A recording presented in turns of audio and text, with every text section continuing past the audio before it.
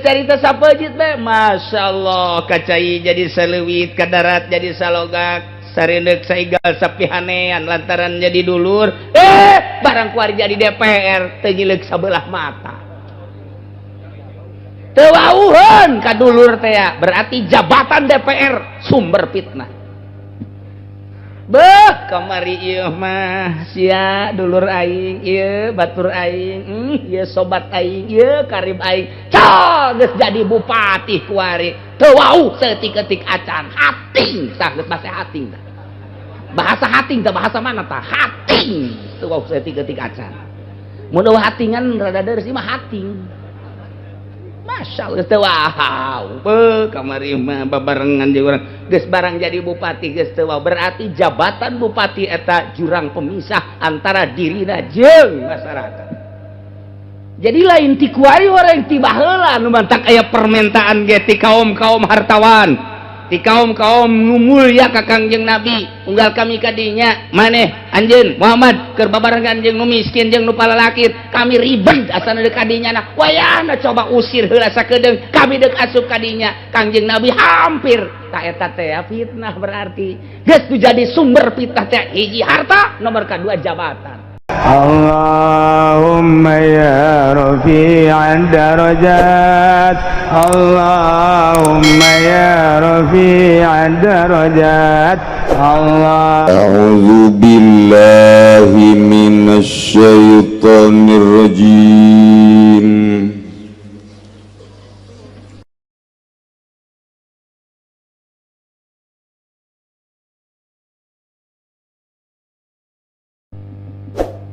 Lamun tadi nyaritakeun masalah pamenta ti para inohong para nusarugi bangsawan-bangsawan terkemuka menta supaya Kangjeng Nabi ngusir ka jelema-jelema nu iman cuman hina nu iman cuman fakir tah eta teh jadi fitnah berarti diteropong horenganan ieu kasugihan teh harta ieu bibit fitnah kamulyaan kaagungan eta horenganan bibit fitnah sehingga nimbulkeun fitnah teh horenganan harta supaya dijadikan ku Kangjeng Nabi jurang pemisah antara kaum bangsawan, kaum hartawan, antara nu mulya jeung nu sugih teh supaya aya jurang pemisah jeung anu fakir. Hampir Kangjeng Nabi terpancing ge lain naon harapan Kangjeng Nabi susuganan ieu para bangsawan nu marulya nu sugih teh harapanana supaya asup Islam sehingga Kangjeng Nabi teh lantaran manusia jadi timbul manusiawina hampir Kangjeng Nabi teh ieu kahasut ngan kulantaran Kangjeng Nabi mamasum langsung turun malaikat Jibril negar Muhammad ulah dijadikan jurang pemisah gara-gara harta ulah dijadikan jurang pemisah antara jelema fakir iman ka anjeun jeung ka Gusti Allah ku sabab hina fakir ulah datang ka kuari horenganan harta teh ngajadikeun fitnah sok jadi jurang pemisah boro-boro jeung deungeun-deungeun sarumpun jeung sadapur bae urang teh sapejit keur masih keneh sararusah mah beuh sareundeuk saigal sapihanean hiji rokok ge babarengan jeung dulur barang kakak melejit wah boga kesempatan di pabrik waduh luar biasa dagang limbahna eta curug ka adina pohara jasa curug teh ka adina cak aing ge sia nuturkeun aing sama tengah jeding sih gas sia aing geus dijadikan jurang pemisah harta teh padahal mah sapejit teu wauh kuari mah nu jadi kakak kajuna jadi lantaran mobilna mewah imahna mewah ku batur diagung-agung dikaya-kaya dipuja-puja di raja-raja dulur teu wauh kuari ieu mah di ditu, ieu mah di Vietnam. Kos kitu eta mah. Ai di urang mah henteu paling ge, paling berbau-bau Vietnam. Kos kitu eta. Kamari mah kamari ieu mah keur carita sapeujit bae. Masyaallah kacai jadi saleuwit, ka darat jadi salogak, sareundeuk saigal sapihanean lantaran jadi dulur. Barang kuari jadi DPR teu nyileuk sabelah mata. Teu wauheun ka dulur teh ya, berarti jabatan DPR sumber fitnah. Beuh, kamari ieu mah sia dulur aing, ieu batur aing, ieu sobat aing, ieu karib aing. Geus jadi bupati kuari. Teu wau seutik-eutik acan, hating, tah geus bahasa hating tah. Bahasa hating tah bahasa mana tah? Hating. Teu wau seutik-eutik acan. Mun eueuh hatingan rada deres ieu mah hating. Masyaallah teu wau. Beuh, kamari mah babarengan jeung urang. Geus barang jadi bupati geus teu wau. Berarti jabatan bupati eta jurang pemisah antara dirina jeung masyarakat. Jadi lain ti kuari orang ti baheula nu mantak aya permintaan ge ti kaum-kaum hartawan, ti kaum-kaum nu mulya ka Kangjeng Nabi, unggal kami kadinya maneh anjeun Muhammad keur babarengan jeung nu miskin jeung nu palalakit, kami ribet asana deuk kadinya na. Wayahna coba usir heula sakedeung, kami deuk asup kadinya. Kangjeng Nabi hampir ta eta teh fitnah berarti. Geus tu jadi sumber fitnah teh hiji harta, nomor kadua jabatan. Datang ka kuari tah mah kos kitu. Gede teuing bupati mah RT.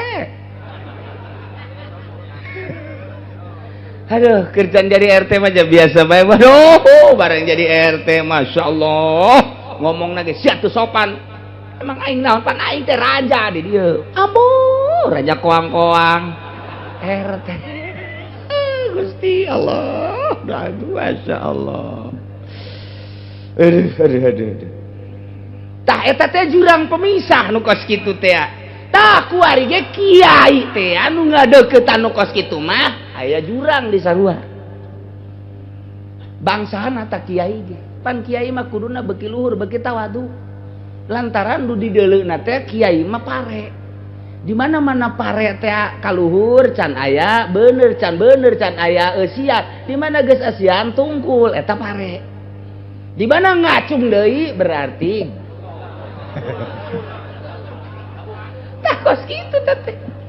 Ieu ge kiai asal anu tulak cangkeng bae ngacung teh. Pare gambung teh. Kiai mah tungkul. Ulah asa aing. Berarti ilmu nu aya di kiai teh dipake takabur jurang pemisah ilmu. Profesor mah jeung doktor jadi jurang pemisah ge ku ilmu na meujeunna. Emang paranti na tama, emang tama jadi suluh neraka ieu bakalna. Ai kiai mah pan kiai mah lain deui. Urusanna urusan akhirat kok jadi takabur. Nah ieu kiai ge dibere ilmu teh lain beuki deukeut ka Allah, beuki jauh ka Allah, ilmuna bakal jadi siksa. Fitnah teh dunia jadi fitnah. Jabatan jadi fitnah, agung ilmu jadi fitnah. Nah, iyalah sumber fitnah. Nu mantak ulah Muhammad. Ulah didenge kahayang-kahayang jeung permintaan-permintaan tokoh-tokoh masyarakat. Tokoh Mekah kos kitu. Anjeun mah anjeun bae jeung nu palalakir jeung nu miskin. Sok anjeun bae. Eta mah geus jelas imanna ka Allah jeung ka anjeun. Itu bacan jelas. Nu mantak Kangjeng Nabi wa yuhibbul fuqara wal masakin wa yajlisu ma'ahum ya Allah wa yusayyi'u janaizahum wa la yahkiru faqiran adqa'ul faqra wa aswa. Kangjeng Nabi cintain resepeun jasa ka fakir miskin. Komo setelah ditegur ku Gusti Allah Subhanahu wa taala. Landak kiai mah tetep bae kudu jeung nu leutik bae. Asal kiai geus berpaling kuari kanu gede nu leutik ditinggalkeun moal kebel deui kiai dinonaktifkan. Kiai kudu leutik kiai masyaallah. Dia ondang ngariung ku fakir mah duh waktu jaga waktu barang diondang kuno sugih mau waktu ke di ayah-ayahku bisa ternyata bisa cina mareng geus gampang itu mah dibadalkeun bae ka nu sejen waduh lantaran nu kadeleuna RP mah geus tinggal ditungguan we teh kieu kos kitu mah moal kebal deui tah ieu teguran ti Gusti Allah alhamdulillah Kanjeng biasa deui stabil deui nah wa kadzalika fatanna ba'dahum bi ba'd kitu kene fitnah-fitnah nu tadi dicaritakeun teh fatanna kami nyoba cek Gusti Allah ba'dahum ka sawareh manusia bibadin nu mulia dicoba kuno hina nu sugi dicoba kuno fakir nu gagah dicoba kuno lemah maksudnya dicoba kuari kumaha cara menghadapi situasi baheula mah situasi dakwah Kangjeng Nabi antara iman ka Allah jeung ka Kangjeng Nabi teh heulaan mana nu mulya jeung nu hina nu sugih jeung nu fakir anu gagah jeung nu lemah nu mantak bian qadimnahu ku kami ayeuna mah cek Gusti Allah teh ieu dimusabaqahkeun dilombakeun diheula-heula ilal imani kana iman dicoba heulaan mana antara nu mulya jeung anu hina imana ternyata heulaan nu hina heulaan mana anu sugih jeung anu fakir ieu imana ternyata heulaan anu fakir heulaan mana coba nu boga wawasan nu boga jabatan jeung jelema biasa-biasa horenganan heulaan jelema biasa-biasa panderi jelema nu marulya mah percis mun urang ngabangun masjid di lembur urang ngabangun masjid di lembur variasi jelema teh aya nu sugih-sugih di lembur urang bae nu setengah sugih aya anu handap mah pohara sambutanana surak lagi luar biasa setuju anu sugih mah setuju geus kasieun nanti heula ketika cek panitia teh kumaha ku urang ku ari mah lamun ditulis make kelas kira-kira kelas 1 kelas 2 kelas 3 1 juta teh nu pake setuju kabeh tinggal nu sugih ulah kitu sedekah mah besi teh ikhlas geus kasieun nanti heula bae lah atuh sadatangna bae sedekah mah sok make tulisan-tulisan kos kitu geus ulah pokona samerena bae nu fakir mah setuju bae nu susah mah setuju bae nu sugih nu teu setuju mere ngider kuari RT kawan nu fakir mah nu 100 nu 200 nu 1000 nu 10.000 sabogana nyana be geus indah jasa tuh nu sugih mah mere leutik isin mere gede hook ya bujangna didinya kamana bapak Pak Haji eueuh ja tadi naik motor bener ja heeh je emang teu nyawa dia poe ngider jangan jajana tadi naik motor padahal mah aya di handapeun bale nyiksa awak coba aya RT ngider aya di handapeun bale nanaonan coba je nyana ngintip RT geus berangkat hakara kudang deui nginum teh botol blon teh coba teh eta nu sugih kepergok aya di arep-arep cek nyana di kamari bisa nu sugih mah geus kitu bari kenal di masjid ieu keramik kurangna sabaraha kurangna atuh jang geus kumpulan kabeh ieu mah kurangna 100 meter deui hayu bae heulanan ke ka kurangna Pak Haji pokona ke kurangna Pak Haji geus hayu bae heulanan batur mah eta gampang sakitu 100 meter ieu nyana naekeun geus beres tinggal 50 meter hayu teruskeun heulanan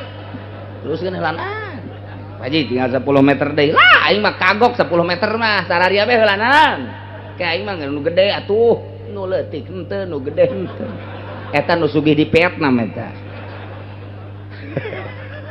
lah masyaallah nu fakir apa sekarang itu siap boga duit teu boga duit tanaga nu fakir masyaallah aya nu sugih ya Allah ieu mah sakadar lolobana sok aya nu kitu aya nu teu bae nu sugih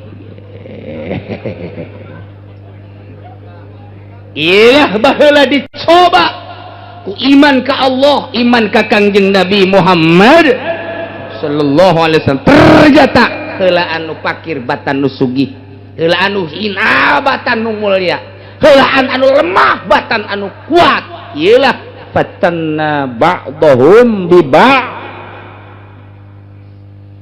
Maksudna liyaqulu wa haula'i manallahu 'alaihim min bainina,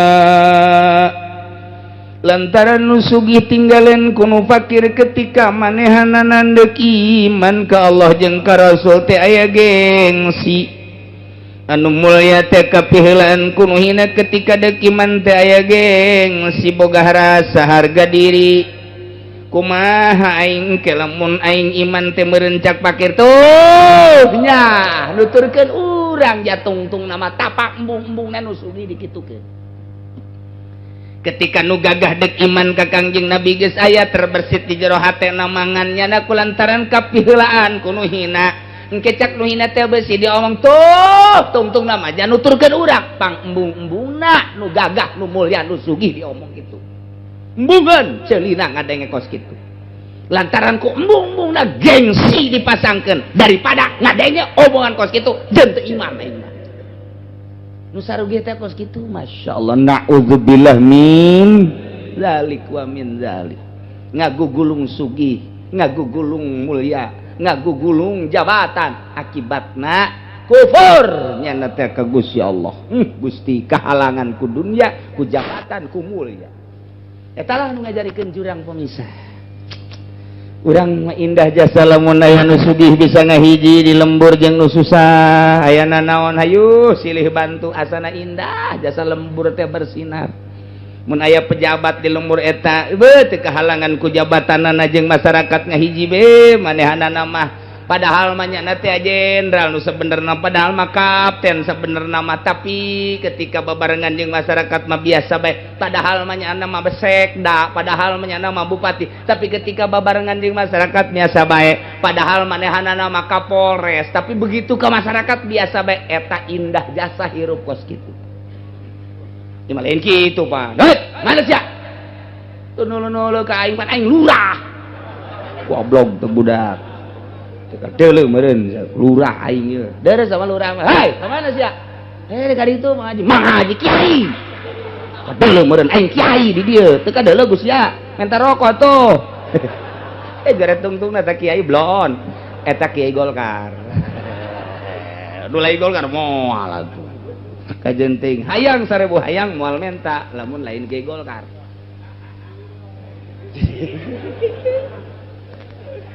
Jakula masarardih ku ari mah aya pangajian di masjid panggungna gede diayakeunana ku barakan didat kandidat beres bae ai prak beres kiai-kiai dihareupeun panggung ai prak aya orkes. Eta kiai itu naon cara ricing bae cek nyana kesempatan emas je. Tol atuh balik atuh kiai aya kos kitu mah atuh cek nyana pencan sasalaman can dibere ongkos blon teh tah.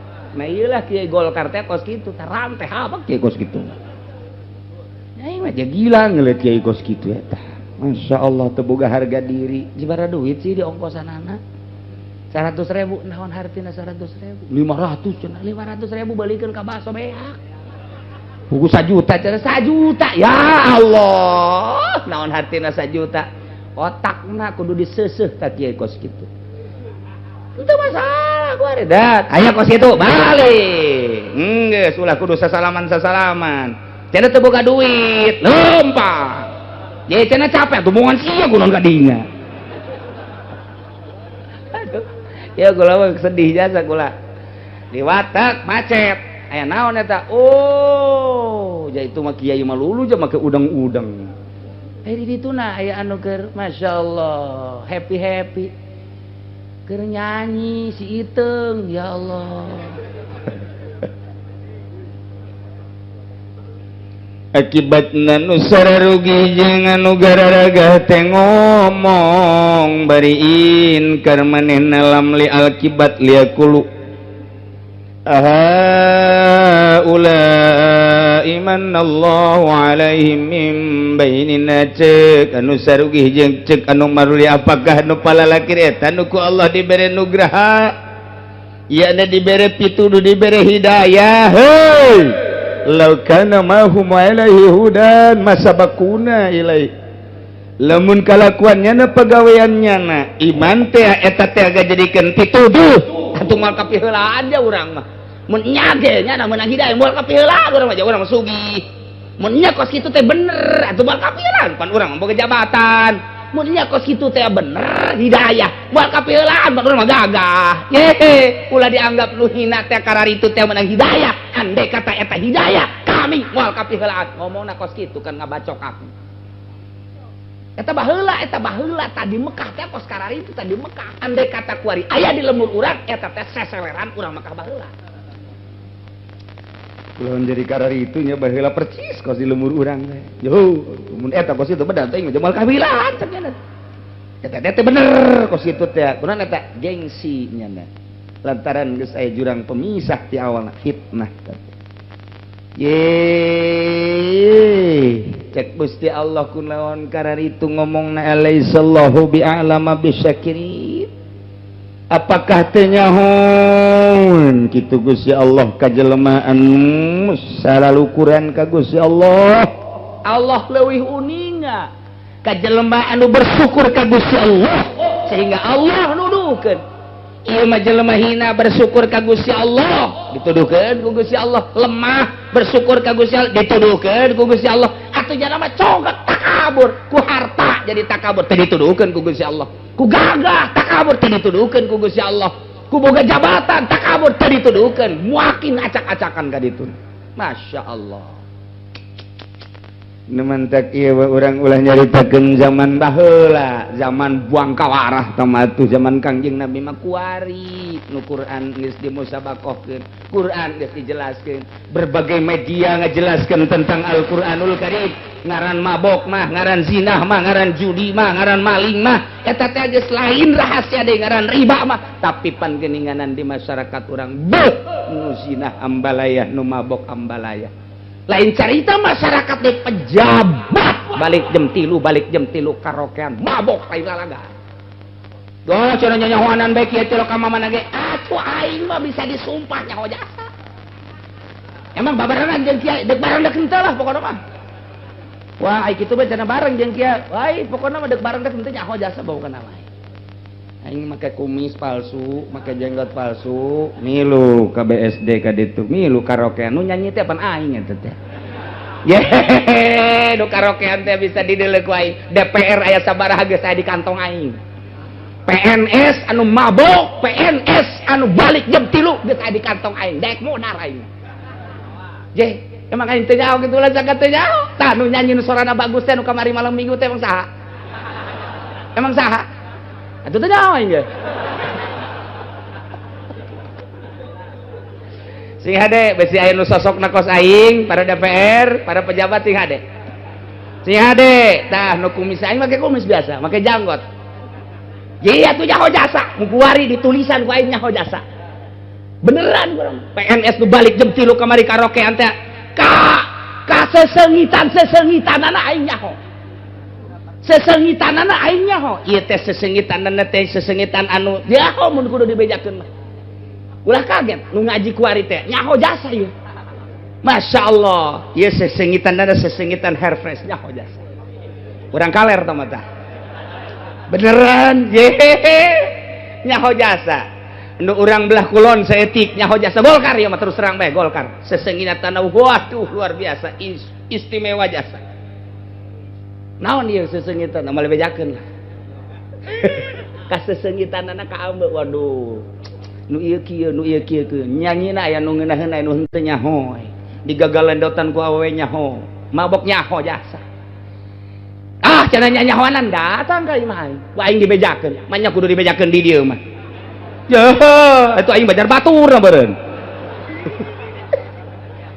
ieu mah dibejakeun soteh ulah-ulah rakyat nu nyekel nagarana model kos kitu nu nyekel nagarana model kos kitu mata tinggal urang ngadoakeun bae mudah-mudahan para pejabat dibere hidayah ku Gusti Allah ulah jadikeun jurang pemisah eta jabatan jeung harta teh Allah Maha Kawasa toel Gusti da eta teh bapana mah Ki Haji nyanana ge geus jadi haji umroh sabaraha kali sebenarna mah nyaho jasa Gusti pangloelkeun ka pejabat tah DPR teh eta lain rakyat mek wabeh acak-acakan kunaon dia horeng seseleran baheula aha ulai manallahu alaihim mim bainina oh nu kitu horenganan anu dibere anugerah heuy lamun cacak-cacak nu kitu hidayah kami moal kapihlaan ya kami teh kapan sugih harta aya di kami manya kapihlaan ku maneh jurang pemisah harta heuy mun kos kitu hidayah buat kapihlaan pan aing mah boga jabatan jadi jurang pemisah baheula ieu mah baheula kurang kuari jadi leuwih kedek Masya Allah alaihissallahu bi'a'lama bisa kiri tinggal cek DPR jaing mah henteu nu henteu mah henteu ngan nyana ngambek mah geus nu henteu ge nu henteu ngambek mah nyaho nyana geus bahwa di lingkungan DPR teh kos kitu nu mentak urang mah kuari hayang jasa nyieun perda jangan lempengkeun hukum-hukum boh jauh jasa henteu ai mustahil mah naon lantaran teu mikiran rakyat mikiranana nyana bae atuh pikirannya anak balik jam 3 tas karaokean mabok dan lain sebagainya kumaha coba dah cenah kiai coba andek diintrogasi datang ka dia introgasi dibejakeun jeung sia-sia anak ke ku aing sia pan cenah kiai bu aing nu karaokean anak moal aing bisa nyanyi atuh Walah kaget deh pokoknya besiga ya sosok model kula nah sehingga ada sih amun teu lompat dicatet sia ku aing atuh di Keramat Tunggak baheula atuh yang nyaho aja atuh di Keramat Tunggak teh kapan menta ka pemerintah teh saya ini kan kerja begini terpaksa ketika di sidang ayah saya sakit sementara saya tidak punya kerjaan hanya ini yang dapat saya lakukan jualan apem saya punya anak kemudian sampai sekolah masa depannya buram kalau tidak sekolah tidak ada yang memberi nafkah kecuali saya pekerjaan ini coba bagaimana saya mohon dialokasikan lain diberantas ke pemerintah eta Keramat Tunggak nama dieuweuhkeun nya nama diselap-selapkeun di lokasi dialokasikan di mana cenah kiai di nelayan seetik aya lain seetik 2 etik di belah kota aya doh geus kudu di Jakarta mah tah eta teh tah nu kos kitu pan kudu diurusan secara praktis tak kudu diurus ku pemerintah tapi secara moral nu ngurus kudu wali di Keramat Tunggak lamun eueuh wali cicing di dinya endek pikumahaeun eta para WTS aya walian di dinya teh lain maksudna wali dek kumaha nya nama geus teu ieung-ieung ngan wali teh nalingakeun endek datang ka mana ieu budak dek kumahaan ieu nasehat mapan terus bae wali di dinya teh tah nahanan siksa jehe kuari lamun teu aya wali di perhotelan dek kumaha coba Masya Allah tanu matak pejabat anu mararabok jaho wali nyahoeun dek datang ka mana ieu budak bebejan nama ngurusan rakyat di DPR lain ngurusan dan di PNS aya wali nyahoeun ngan dina hatena ngadoa ka Gusti dek ka pana lalaguanana ieu budak aduh teu kumaha walina sarua jeung nya wayah nyanyi-nyanyi wayah diuk di meja biasa ngan hatena jana ngadua ka Gusti Allah mun eueuh walian nu kos kitu siksa turun ye samarukan kumaha emang wali teh anu di masjid bae gampang wali di masjid bae leuwih gampang deui jadi wali di gunung bae tengah denge situasi jeung kondisi kumaha nu paling sulit wali tanggung jawab tuh di Keramat Tunggak hei wali tuh tanggung jawab di hotel-hotel jeleban lawan mesum zina dan lain sebagainya nyana cicing dirinya akur jeung batur padahal hatena ka Gusti Allah mun eueuh nu kituan tsunami sia tah eueuh nu berpikir ka arah eta nu mantak kiai di Golkar kiai di Golkar kade ieu teh nasehataneun ieu teh wali ngamuk sia makan kumaha nyanyi biasa wali mah weh no problem setik dibawa ke arah kos gitu supaya nyaho Indonesia teh lain lalagaan mun eueuh para wali di tempat-tempat judi, di tempat-tempat kos itu wallahu a'lam. Nyana tetep Noel ku cara nyana ngan encan dibere hidayah. Nu mantak loba jelema nu geus eleh toel ngobrol kembali. Kitu keneh nu jadi pejabat toel saeutik hidayahna mah pandi Allah nyana nu nganasehatan. Ku kadang-kadang heuceurik eta tah menang ti waliullah. Ji sabarukna kumaha? Ai pengajian di panggung mababari, jadi wali di masjid mimpin marhaba, kemudian di gunung, kemudian di leuweung, atau emang jang dirina sorangan nu hese ge, nu hese wali geus mantep kawaliana titah ngangon masyarakat. Tuh pemerintah angon. Ku caranya mah. Tuh pejudi angon, tuh petani angon. Tuh masyarakat teu kanyahoan mun eueuh wali-wali nu kos sekarang itu wallahu alam di Indonesia. Kuari keur acak-acakan di negara, tapi ketika diajak perang jeung Amerika kunaon atuh hayu bae mun lain ajakan wali moal bisa. Tadina salat teh judi terus, ketika dok Amerika nang tangan Indonesia engke ge wali naik. Siap nu pangheulana siap nu mabok teh. Atuh emang mabok ieu nya mah siap kitu nya kaler kidul. Siap jakeuna teh. Kekajian pae mangan sekali jeung teh. Emang keur mabok peing ngeunaan. Itu kertu jahona naon tah iyalah cerita wali lain di Indonesia be di Irak, di Iran, di Arab dunia wali-wali nu beratnya justru wali anu diberi mandat ku Gusti Allah tah dinu kos kitu dumantak tahapan-tahapan wali teh loba jasa nah ketika ditugaskeun rangkaianna sarua jeung organisasi pan ku kula sok dicaritakeun kewalian teh nu mantak maot hiji ganti maot hiji ganti maot hiji ganti abdal salilana hiji raja wali citra kebon jeruk mah imamani 2 masjid maghrib mukhtar 3 kemudian kitu ayeuna mah autad 4 wali abdal 7 dan lain-lain sebagainya maut ganti ditugaskan di mana mentek nyaho keberadaan di anu atuh nyana tugas kadang-kadang nyana nyekel melodi tang ting tang oh berarti Roma Irama wali merenya ya Karim kok jadi kadinya ya yang ngomong iya sih gara-gara orang Arab loon ye aha ulai ye. Jadi berarti harta jadi jurang pemisah, memisahkan dirina, jabatan memisahkan dirina, mulia memisahkan dirina. Tah lamun geus teu kapisahkeun daek diuk babarengan jeung urang model kieu. Jabatan mah jabatan bae minggu aing ngaji. Harta mah harta bae minggu aing ngaji ngahiji jeung masyarakat nu lemah. Keur naik mobil mah moal kana ngaji ka Cilongok. Ge pan leumpang bae tuh. Tuh boga kendaraan jeung naik mobil atuh duit ge eueuh naik tadinya di ban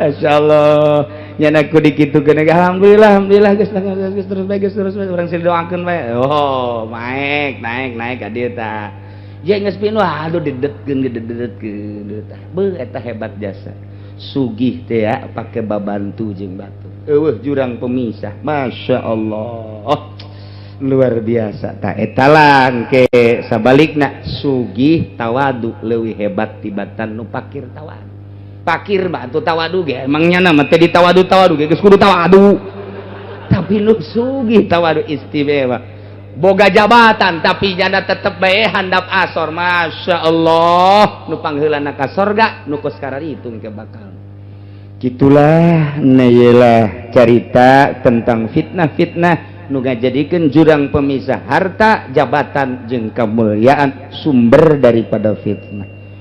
Ki Muhammad wa idza ja'aka alladzina yu'minun di mana datang ka anjeun jelema nu ariman nu ngimankeun ka ayat-ayat kami nu agung jak Allah yakni nu palalakir teh pakul sampaikan ku anjeun omongkeun ku anjeun salamun alaikum kataba rabbukum ala nafsihir rahmah kasalamatan Allah kesejahteraan Allah muga tetep ka aranjeun kabeh Gusti Allah geus bestikeun kana zatna ar-rahmat ar-rahmat annahu sanyanya kalakuan manamila minkum suwan sajelma nu beramal goreng bijalatin ku sebab bodoh aju sumataba kemudian tobat mimbadihi sabada beramal goreng wa aslaha amalahu matutkeun memperbaiki amalna hihi atuh pangeran Gusti Allah mah fa annahu ghafurur rahim. Gusti Allah mah maha gapur jeung maha rahim. Anu kamari teh harta asa aing luar biasa sugihna jadi jurang pemisah sehingga ngomong sadaek-daek kalakuanana sadaek-daek berarti nyieun kagorengan kitu keneh kamari keur jadi pejabat teh be kahalangan ku jabatanana teu kadeuleu kabeneran teh mabok aya di nyana marah aya di nyana segala aya di nyana lantaran boga kakawasaan nyana ternyata horenganan eta teh ku kabodohan barang geus nyaho makana bener ku ngaji teh dibere hidayah ku Gusti Allah nyana tobat ka Gusti Allah kitu keneh nu mulya tadi nama kabawa ku situasi kamulyaanana teu meunang salah saeutik teu meunang salah saeutik teu meunang salah saeutik cegekan nyana mah benduan nyana mah korenganan ternyata barangnya hok mah kuari teh horeng kos kitu teh kalakuan goreng nu kamari omonganana goreng nu kamari kalakuanana goreng nu kamari tingkahna goreng teh teh nyana beramal goreng teh bijahalatin ku sebab can nyaho bodoh sehingga dilaksanakeun barang kuari nyaho mah tobat ka Gusti Allah tuluy ngaberesan pagaweanana kumaha teh Gusti Allah Gusti Allah mah fa annahu ghafurur rahim. Gusti Allah mah maha gapur maha rahim justru gedena hampura Gusti Allah teh jang nu salah aya nu teu salah teh kudu dihampura ku Gusti Allah ka sorga bae tah gapur Allah jeung rahim Allah teh jang nu salah kamari mah pejudi kuari mah tobat sorga cak Allah dihampura ku aing sia kamari mah tukang zina kuari mah tobat sorga aing mah pangeran jadi ulah sieun-sieun kamari mah korupsi kuari tobat bikeunan deui nu aya mah ka ditu tobatna ikhlas teh jeung kaduhung sorga cak Gusti Allah aing mah pangeran lamun sia mun tayang ka aing ku aing teu dihampura atuh mana pangeran aing mah pangeran geus tu penting mah tobat ka Gusti Allah nyaan tobatna sejuta kali kesalahan langit kolong langit tilu ku dosanyana Allah gede hampurana leuwih tibatan kolong langit tilu langit teh kolong lah jeung langit aku dosa urang teh Allah leuwih jembar hampurana jeung rahmata tibatan kolong langit jeung langitna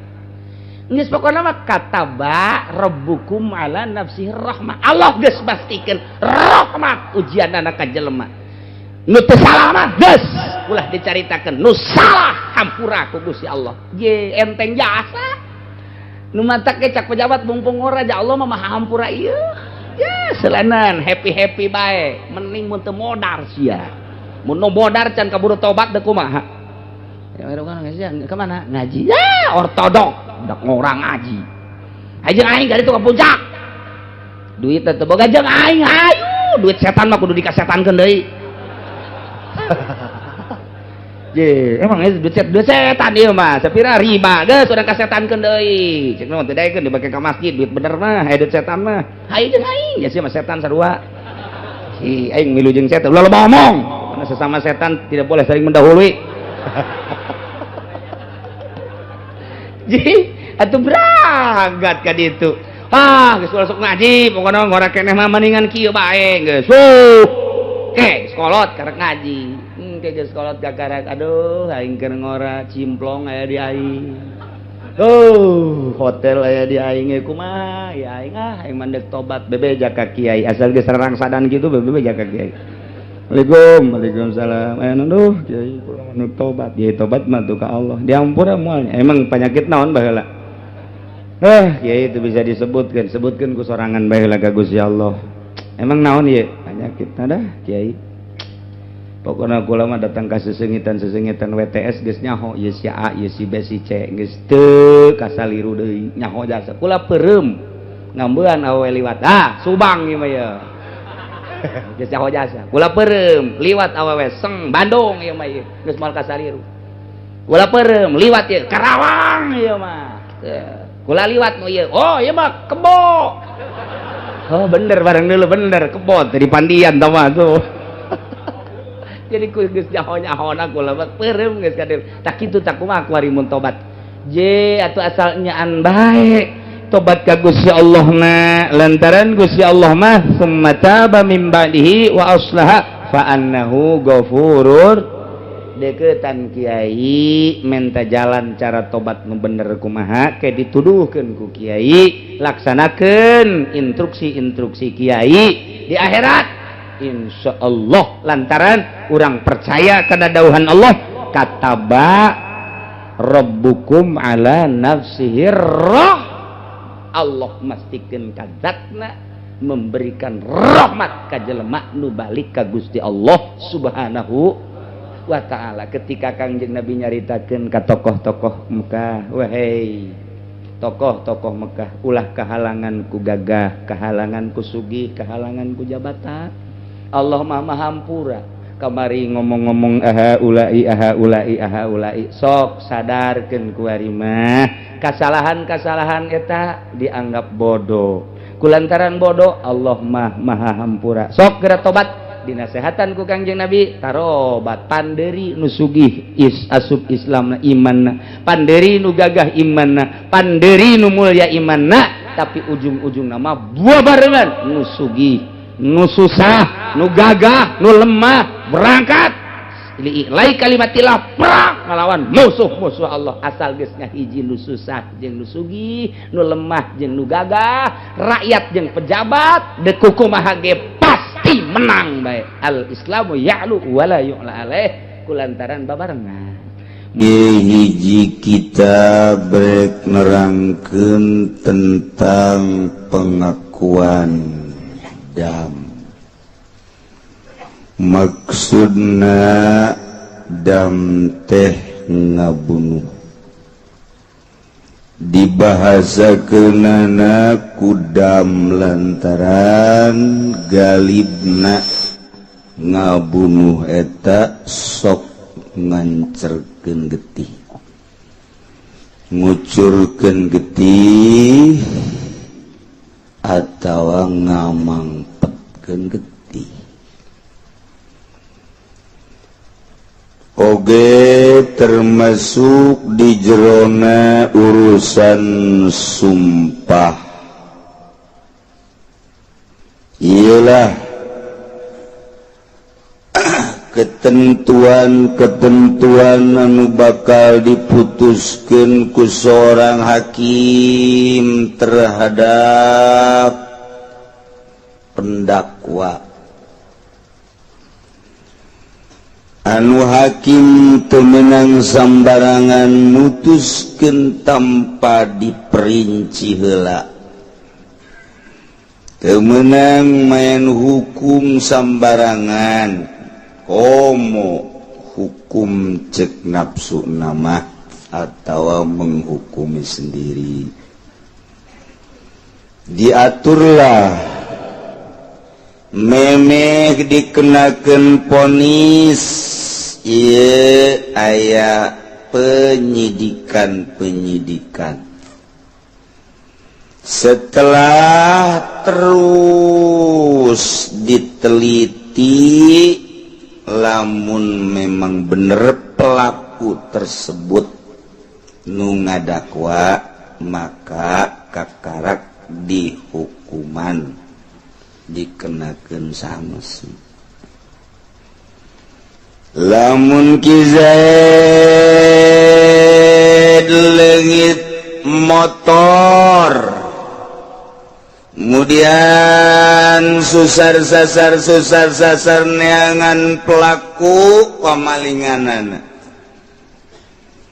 Ki Zaid langsung ngalaporkeun ka polisi bahwa nu malingna adalah Ki Kholi. Taeta teh Ki Zaid nu ngalaporkeun pelaku maling motor dirina adalah Khalid kudu ngabogaan argumentasi. Kudu ngabogaan dalil, ngabogaan kekuatan. Panggil ke Ki Khalidna, tanya Ki Zaidna. Zaid ngaranna lapor nu ngadakwa bahwa Khalid maling motor kaula. Sidik ku polisi langsung diasupkeun ka kamar khususon ila ruhi. Zaid, ya,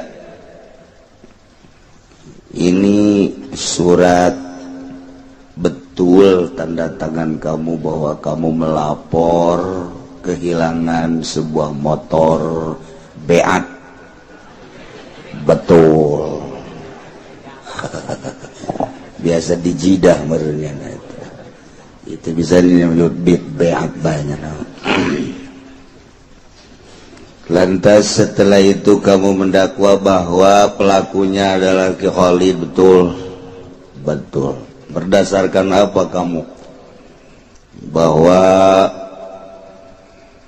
lapor dan pelaku malingnya adalah Khalid? Itu Pak, begitu saya ketemu dengan Khalid dia ngegerebek Pak. Apa itu ngegerebek? Dia langsung kaget lihat saya, langsung dia lari, saya kejar. Wah, karena dia mah cepet larinya dulu kan, dia mah pernah jadi atletis Pak. Iya balap lari tapi belum pernah menang sebetulnya, tapi kenceng larinya. Nah, jadi nggak keuber sama saya. Jadi dengan demikian dia pasti pelakunya. Atau tuh bisa gitu. Panjangkur sebab kapanggih haju lumpat bahwanya na pelaku, nah. Tapi tetap panggil mah panggil baik. Dalil kedua Pak, makanya saya menyangka bahwa yang melakukan maling motor saya adalah Khalid. Dia pakai serba hitam Pak, kaosnya hitam, petnya hitam, kecamatannya juga hitam, kemudian celananya juga hitam, sepatunya hitam. Kalau yang serba hitam begitu pasti maling Pak. Oh, di tempat pengajian juga kalau ada yang serba hitam gitu, itu maling Pak. Aduh, polisi macam-macam bahasa. Nah, iyalah permasalahan seperti ieu anu kudu diselesaikan, dibawa ke meja hijau, disidang seadil-adilna. Masya Allah. Iyalah cerita maling. Cerita bahwa Ki Zaid melapor kepada polisi bahwa terjadi pembunuhan di rumah saya dan yang terbunuh adalah orang tua saya pribadi. Saya lapor kepada Bapak bahwa ayah saya terbunuh, yang melakukan pembunuhannya adalah Khalid. Wah, eta Khalid kudu diteangan ku polisi. Satungtung can kapanggih mah eta Khalid terus bae diteangan ku polisi. Wajib polisi neangan pelaku pembunuhan tersebut anu ngabunuh terhadap Bapak Ki Zaid anu bernama Umar. Terus polisi atuh pasti kapanggih ku polisi mah lantaran lah sapira negara urang leutik.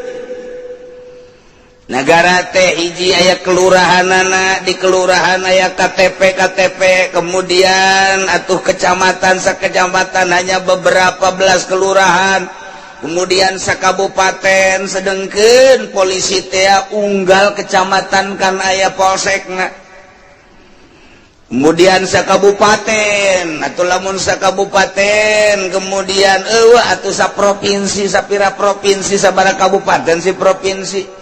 Di urang baik provinsi Banten hanya Tangerang, kemudian Tangerang bagi dua kota, kemudian Tangsel, tilu Serang, Pandeglang, Rengkas. Itu lain tuh mah. Oh kan? ya Lebak kan itu sabaraha sih kan aya polisi-polisi nah Masya Allah nu mantak lamun zaman kamari keur kula leutik aya anu kapalingan kebo langsung kapanggih ku polisi aya anu kapalingan sapeda kapanggih ka jam tangan erloji budak santri leungit erlojina hanya beberapa hari beunang ku polisi kapanggih di Jakarta di tukang jam penadah dek penadah dek lain pokoknya mah dijual betaku kitu pamalingan ke tukang jam kapanggih bae nyaan mah sebab di tahun bangsa 70-an ka ditu mah polisi teh ikhlas lillahi ta'ala Allahu akbar kuari sakilobana jaringan HP telepon internet dan lain sebagainya saranggih luar biasa tapi pelaku pamalingan motor hampir 60% teu kapanggih 40% aya lah nu kapanggih malah diciutkeun 20% lah nu kapanggih 80% coba eta da kumaha ieu lalakonna ieu di negara Indonesia matak sakapeung mah kulah hayang jadi kapolda aja sah aing lah dek dirajit-rajitkeun ku aing pamalingan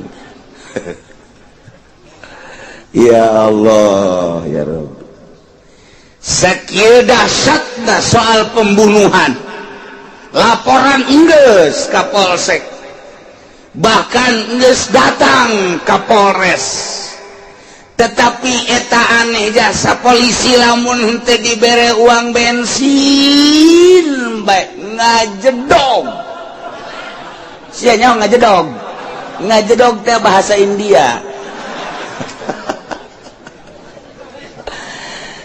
terek lempang si polisi tangkorakna gob siatan nu neruskeun tah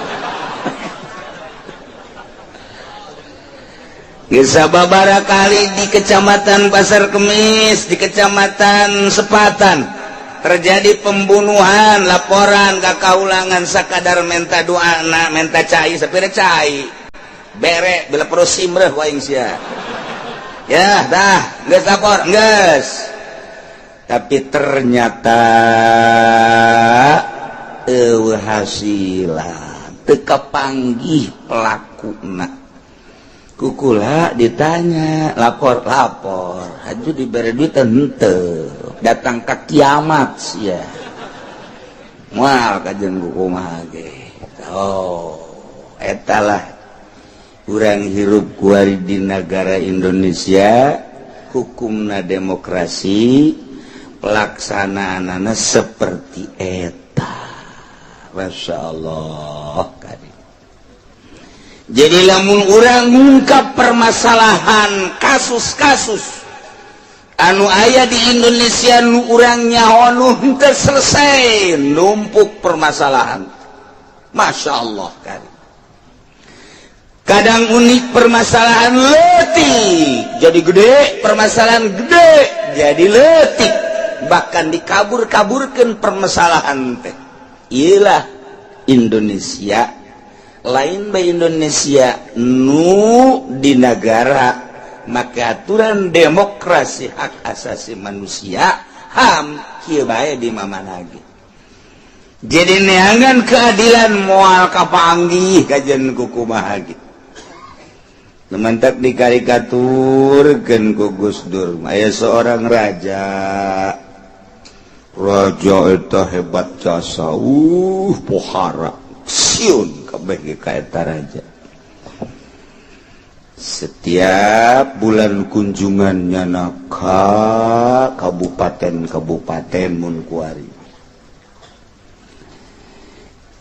cuman eta raja teh ngomongna sakieu doang asal aya nu teresep bae boh ka bawahanana rangkaian kerajaan atawa ka geng-geng atawa ka penegak-penegak agama panggil bae ku raja bahasana sakieu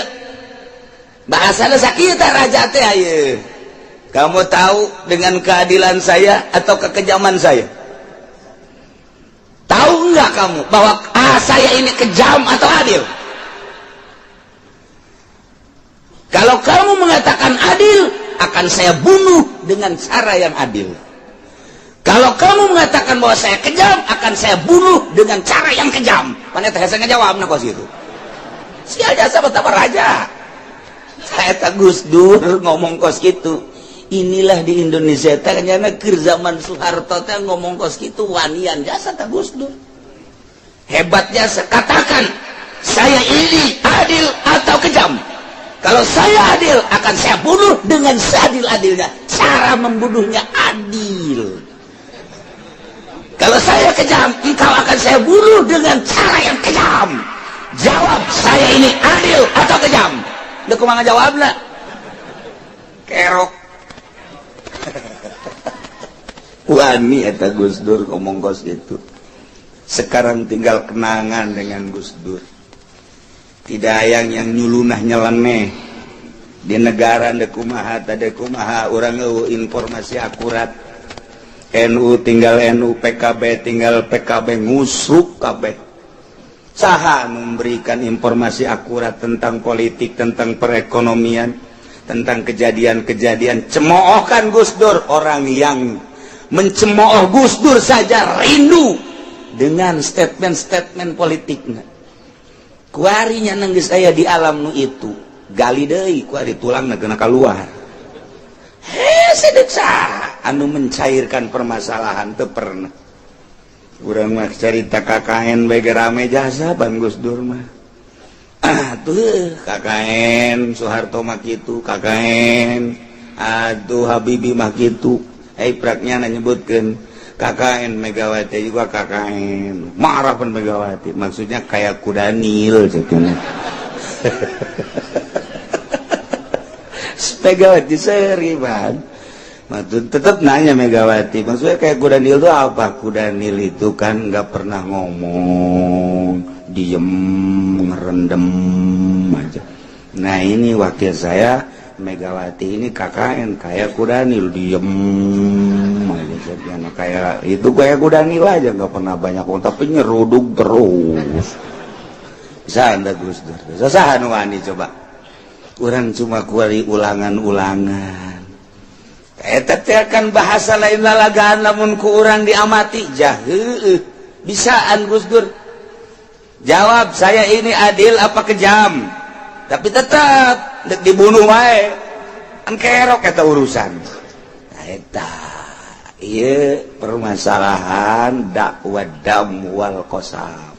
Ya Allah ya Rabbi. Nu mantak diayakeun presiden, diayakeun menteri sesuai jeung kebutuhan. Menteri luar negeri, menteri dalam negeri, menteri pertahanan dalam dan luar negeri, menteri sosial, menteri kelautan, kedaratan, kahiberan, macam-macam menteri.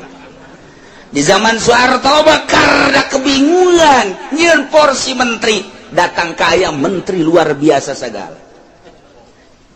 Dan sababna jang urusan sementaranya na nyogok geus gede jasa ka Pak Harto. Nyogok geus gede, porsi kementerian geus eueuh, dijadikeun menteri naon ku aing. Lantaran dijadikeun menteri sogokanana geus gede dengan perjanjian nu luar biasa, dijadikeun menteri geus eueuh, porsina dijadikeun menteri luar biasa. Ya berarti negara geus kitu deh urusan rakyat apa lain? Ayo coba di zaman Pak Harto kos kitu, di zaman Pak Harto bae geus kos kitu, komo kadieuna ma min zamanin illa ba'dahu syarr. Teu aya hiji zaman kecuali sanggeusna leuwih jahat, leuwih goreng, ulah diharepkeun. Sabada Gus Dur bakal bagus, sabada itu SBY bakal leuwih bagus, sabada kuari leuwih bagus, ulah diharep. Numantak maning memperbaiki diri orang, mendekatkan diri ibadah ka Gusti Allah Subhanahu wa ta'ala. Numantak diayakeun pamimpin soteh jang urusan rakyat, kapanggih keadilan, kejujuran. Abeh rakyat teh bisa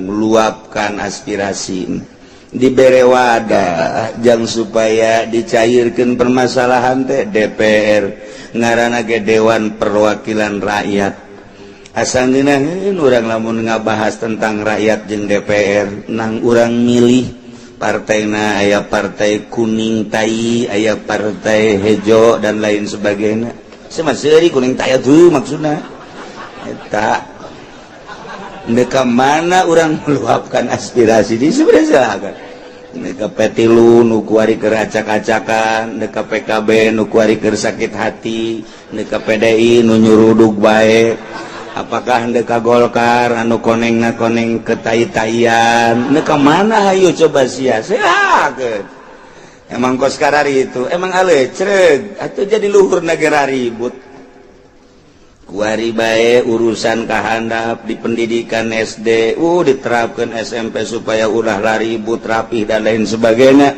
kurikulum lagi bakal diganti melalui pemantauan Australia dan lain sebagainya supaya rapi rapi kumaha di luhur namain jotos atau contohan bae sih ku di luhur budak sapira budak SD sapira budak SMP ya mun jeung aing didagorkeun huluna ku aing sia teu pacar aing bener bae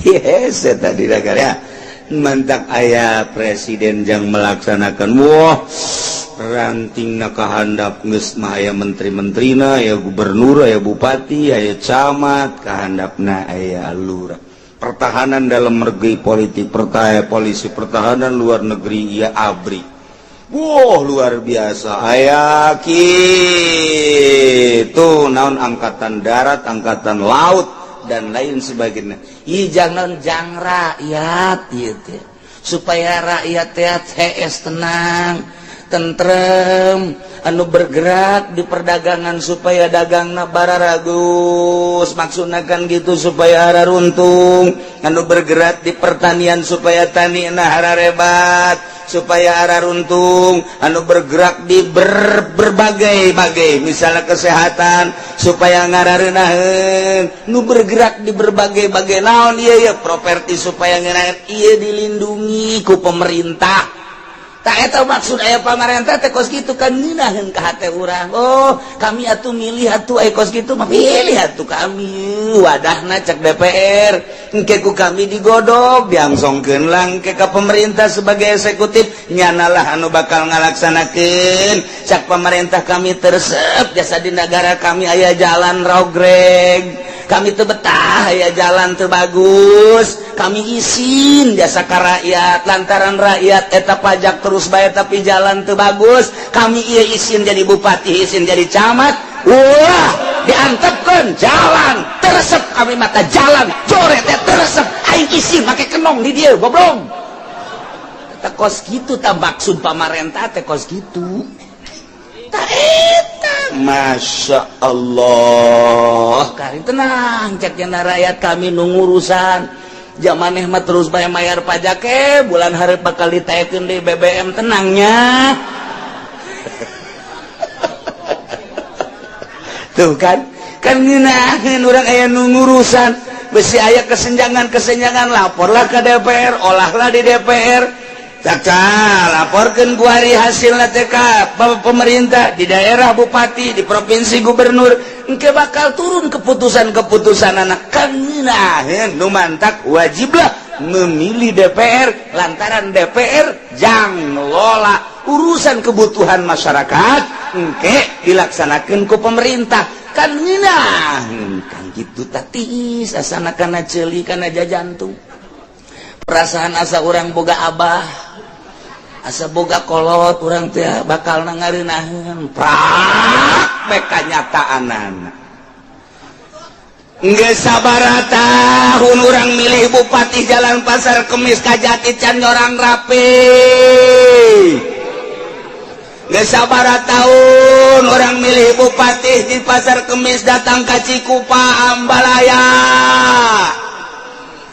geus tarolah tambah sapira daerah ieu Tangerang Banten ka ditu hayang urang ngeunaleun be ulah ngarem ngeng nyaho nabrak bae pernah bagus atut ku atutna rano ku ranona iraha ieu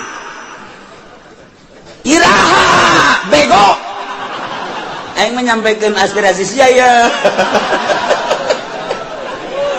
nah ieu keur carita dakwah dam wal qasama laporkeun ku urang pejabat mana anu kurang ngajar urang ajar laporkeun ku urang ikem habak. Iya, lantaran demokrasi manu berkuasa adalah rakyat, pemerintah aja melaksanakan kahayang-kahayang rakyat. Nomatak dipilih lagi ku rakyat, naik ku rakyat, turun ku rakyat, kudu nama kos itu. Urang dia tak sebenarnya mau demokrasi mah jeung pemajikan ya naik da urang kanyana jeung turunna ku baca pemajikan. Eta demokrasi sebenarnya mah eta. Saya maju ka mana bae ngomong teh. Macem-macem baik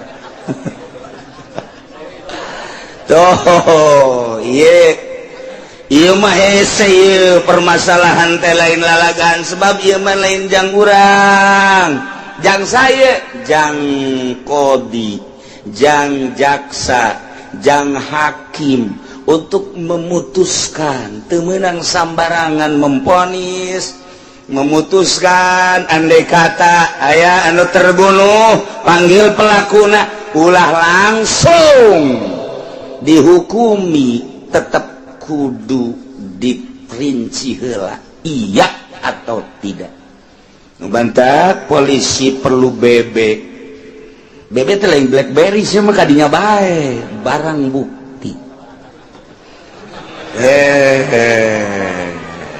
iya kudu diayakeun barang bukti lamun ngabunuh mun teu langsung dipoto atawa aya saksi golok namana pesona mana kan laporan ka polisi kan polisi mah duduk manis nya nama di kantor teh nyaho saha pelakuna nu neuleukeun di lapangan siap henteu nyana dijadikeun saksi barang buktina naon nah iyalah engke bakal diadili seadil-adilna melalui hukum Al-Quranul Karim lamun mutuskeun hukum lain make Al-Quran wa man lam yahkum bima anzalallah faulaika humul khasirun faulaika humul kafirun jelema nu mutuskeun hukum lain make Al-Quranul Karim rugi jaga di akhiratna kafirnya na asupna. Na'udzubillah min zalik wa min zalik.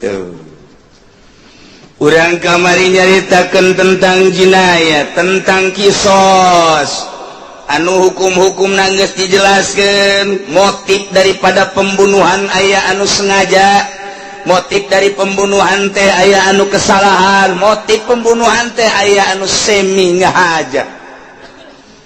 Dalam penganiayaan terhadap orang lain aya anu memang dibunuh selesai urusanana nyawana aya anu sakadar celina aya anu sakadar matana anu sakadar bibirna letahna leungeunna sukuna sirahna geus diatur ngaran-ngaranna ketika seseorang melukai kepala kedalaman lukana sabaraha geus diatur kamari ku urang waduh lamun balikan deui ka handap geus angel jasa geus eueuh inget hiji aja wari lamun ulangan amun bisa 10 bae balik pun teu bisa ulah balik moal barali kabeh bingung aing mah mere daharna ieu ka jeung ya nu inget hiji-hiji aja geudur masyaallah karim tatu-tatu anu kamari geus dicaritakeun na ieu teh nu bakal dikenakeun hukum ku jaksa ku hakim ketika menganiaya mata, ketika menganiaya hidung, ketika menganiaya celi, ketika menganiaya beteng, ketika menganiaya leungeun. Kemudian leungeun ge aya nu saramo doang, aya nu 5 ramo, aya nu datang ka dieu, aya nu datang ka dieu. Ieu hukum-hukumna geus dijelaskeun, ngan ku ari mah neuk ngajelaskeun saha pelakuna, sameme diponisnya pelaku kudu ririnci heula. Teu meunang sambarangan. Masyaallah. Urang keur lempang gak panggih jeung hiji jelema jeje teh sendal aing dipake kunyana laporkeun ku aing ke polisi laporkeun ku urang nya dipanggil ajunya nak kapan teu senang ya enak aja main lapor-laporin aja emangnya cuma dia yang punya sendal gini itu saya juga gablek wah polisi gak bingung apa itu gablek kayaknya kayak dia aja yang punya nggak bisa kan adu kekuatan argumentasi dalil iya nu ngalaporkeun bahwa eta teh sendal naon sia kekuatan dalilna bahwa eta teh sendal sia ayo iya bahwa maneh teh ngaku lain sendalnya bahwa iya teh sendal maneh naon deui dalilna adu argumentasi adu kekuatan mana nu paling kuat iyalah engke diputus ku hakim Masya Allah nu mentak ieu mah lain lalawora ngaji teh hese sebenarnya itu kudu diaji mah jalin pegawaian urang teu kudu mentak hee sebagai mau masalah nggak masalah ya mah ngarokok ngopi cek nu di luar ge teu kudu dibijan teh mah ya kali mah euker tah aya euker mah geus menikmati bae terus geus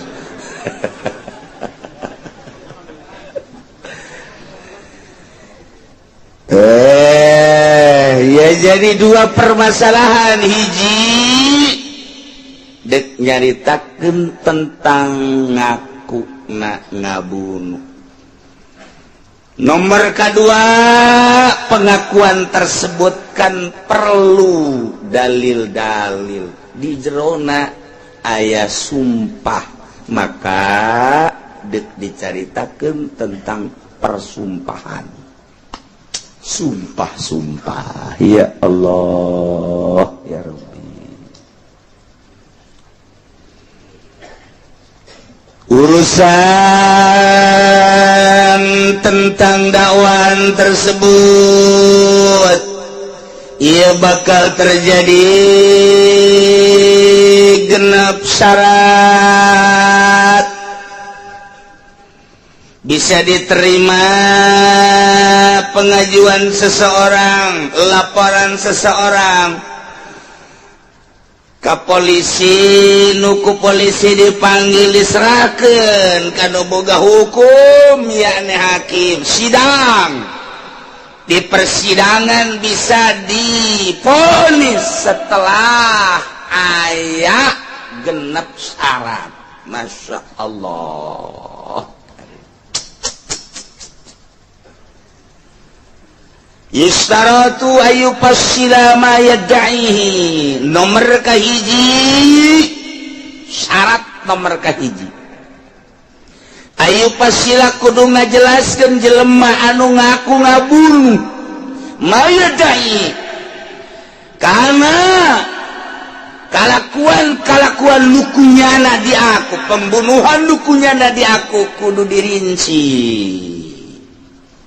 Min amdin nyaeta ngahaja, khotoin kesalahan, intirodin soran, syirkatin babarengan.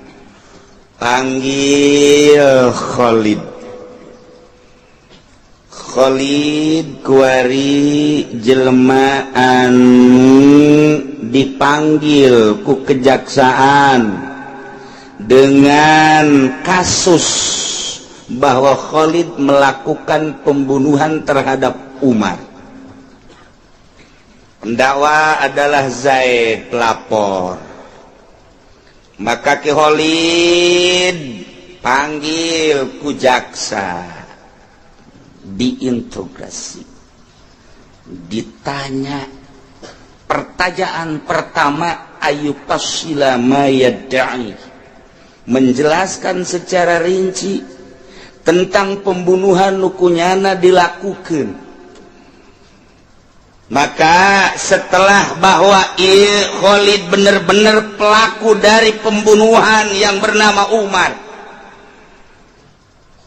numantak memang nyana bener ieu teh sebagai pelaku lantaran geus aya tanda-tanda nu kuat, argumentasi nu kuat, aya barang buktina, saksina aya. Maka jelaslah bahwa Khalid adalah pelaku pembunuhan terhadap umat dengan barang bukti pisau taranghau. Oh, udah pisau taranghau. Udah kuari batu jauh pisau taranghau kos kumaha. Nyeri eta dibunuh ku pisau taranghau mah. Oh, lantaran jadi tarang teh lain jelema bae orang hau ge tarangan. Budak kuari batu jauh budak kuari. Budak kuari mah teh nyahoeun hau lantaran masak nage kuari mah atuh di itu dan kadang-kadang Magicom, Kosmos, batubara, waduh.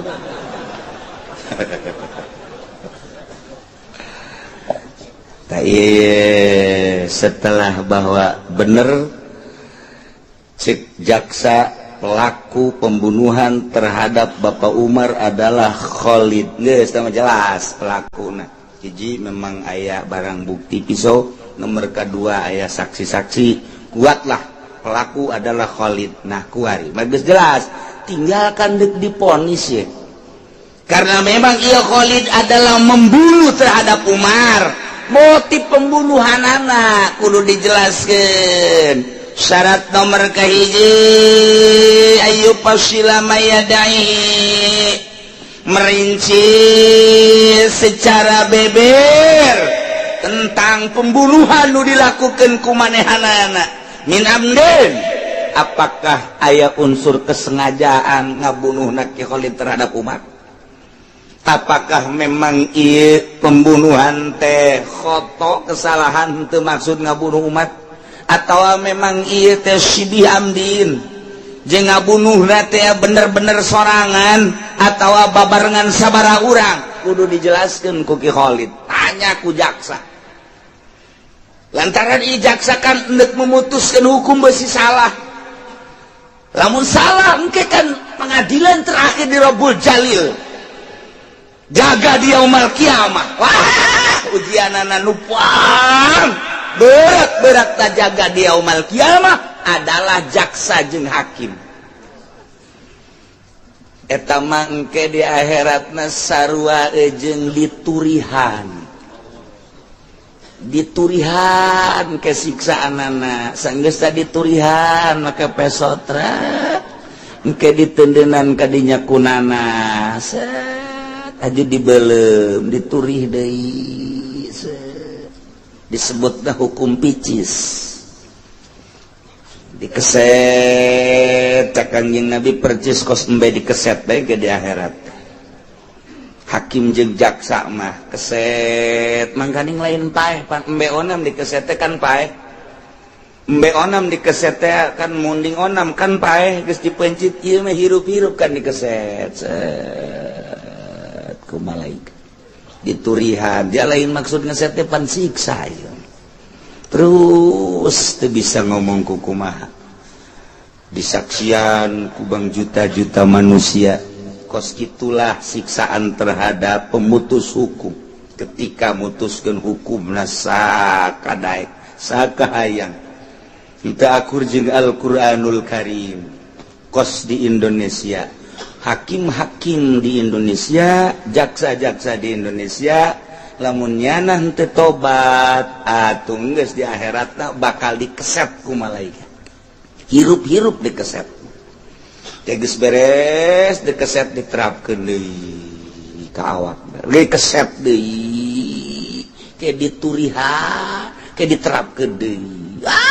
Awak urang kulit urang ieu katedel saeutik bege saking nyeri da, ieu mah dikeset hirup-hirup teh. Geus beres ditapalkeun. Masya Allah karim. Sakaratna ku Kanjeng Nabi dijelaskeun hakim jeung jaksa mah percis okos adu dipencit make peso mintul. Kos gitulah dipencit digodot make peso mintul. Ai raheut maraheut tapi kan teu daekeun tandes. Tah kos gitulah bangsa hakim nu urusan-urusan jeung hukum teh seperti eta. Asal ngahukuman nu lain make Al-Qur'an geus kos kitu bae. Masyaallah nu mantap kadang-kadang masieun urang teh. rempan satu sisi orang butuh penegak hukum, di sisi lain saha nu bisa negakkeun hukum. Boro-boro urusan kitu sogok-sogokanana ieu urusan hukum ge geus kaluar ti aturan. Masyaallah, mun inget kadinya hirup di dunia mangkaning moal kebal, tinggal salengkah deui urang bakal pararidah ka alam itu. Alam anu terus urang diuntit ku amal urang mimilu we ka urang bagus, kadeuleu bagusna goreng, kadeuleu goreng. Nu milung ke di alam barzah datang ka alam akhirat teh iwal ti amal urang. Kadeuleu ku urang sorangan amal hade jeung gorengna na ieu sing hararade. Ieu urang lamun inget karija rempan biasa sih. Staratu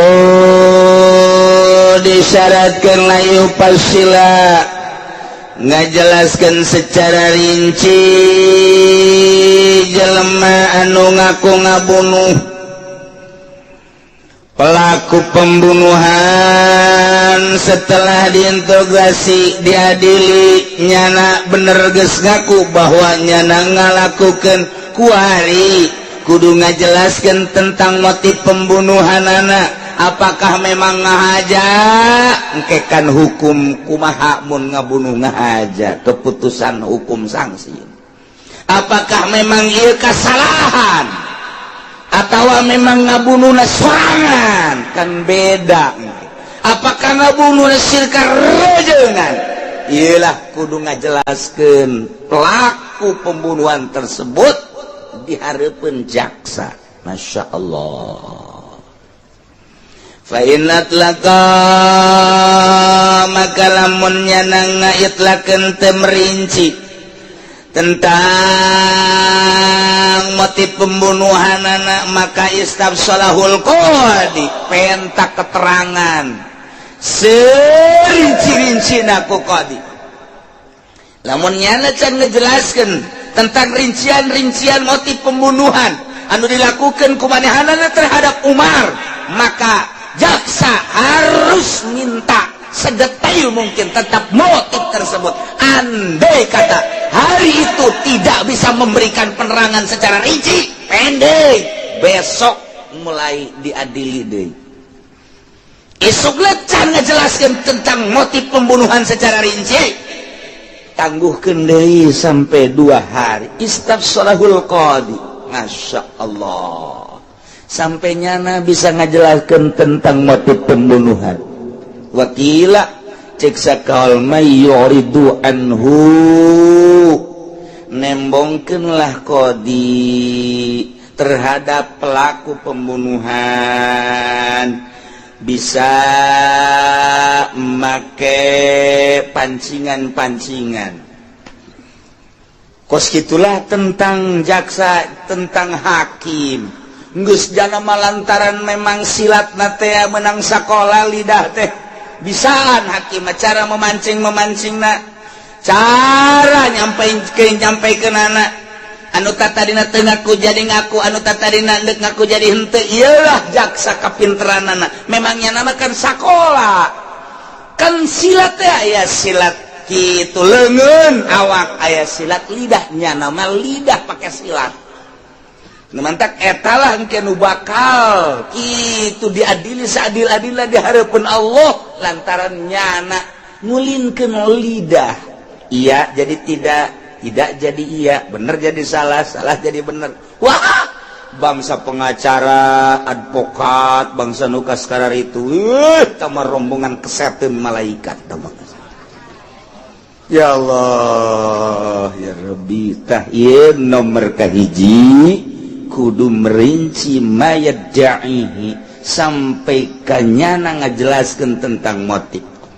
Lamun memang engke dijelaskan bahwa nyana ngabunuhna sengaja, berarti aya perencanaan. Wah, berarti mengeus luar biasa. Engke sanksi kena gedena. 1 perencanaan, 2 kesengajaanan. nyana geus kajelaskeun kitu tinggal saksina nu kamari sanksi lamun memang motif pembunuhanana khata ieu mah kasalahan sangsina engke kumaha kemudian nyana ditanya ieu ngabunuhna sorangan nyana geus bisa ngajelaskeun kenakeun sanksi sakumaha kamari lamun nyana ngajelaskeun bahwa motif pembunuhanana ieu adalah babarengan sabaraha urang nyana babarenganana mungkin duaan, mungkin tiluan, mungkin opatan, sabaraha urang nyana kudu ngajelaskeun. Nu mantak boro-boro ngabunuh maling bae maling beunang hiji beunang kabeh. Beunang. Si Edi maling besi di pabrik. Beunang. Sapeting aja ditanya ke polisi. Jadi kamu nyolong sendiri apa berdua cicing bae? Kamu sendiri apa berdua apa bertiga sih?